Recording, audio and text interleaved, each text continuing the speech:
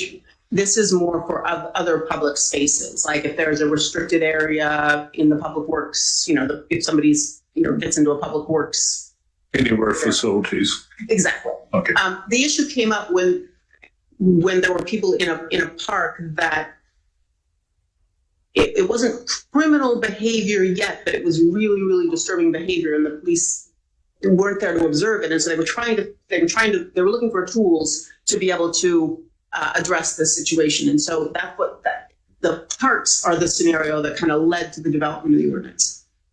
That was my next question, having to do with our public spaces and where public events occur. So we're not building something into this. This is just another in terms of enforcement. This is another tool in the toolbox. So certainly the police will always, de-escalate and use all other techniques before they get to this. But if it doesn't rise to a criminal act, or they don't want it to rise to a criminal act, this is something that will allow them to just issue an order and have the person leave the facility. And I fully trust our police department, but I don't necessarily trust that somebody's not going to try to challenge the verbiage of unreasonably hostile language. Or in number 6, unreasonably inconsistent with the normal use.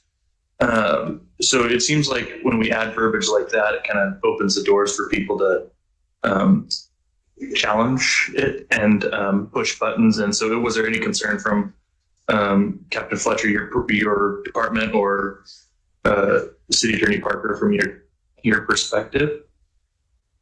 We reviewed a lot of different codes and different examples of how to describe it. And so we tried to be as prescriptive as we can, as precise as we can, but you can't ever list all of the behaviors. So at some point there's that trade-off between trying to describe something generally, and you'll see that 6 that you were talking about. Then we say, for example, like bathing or washing your clothes in a public bathroom, or like, skateboarding in an entryway to where there are pedestrians, those kinds of things.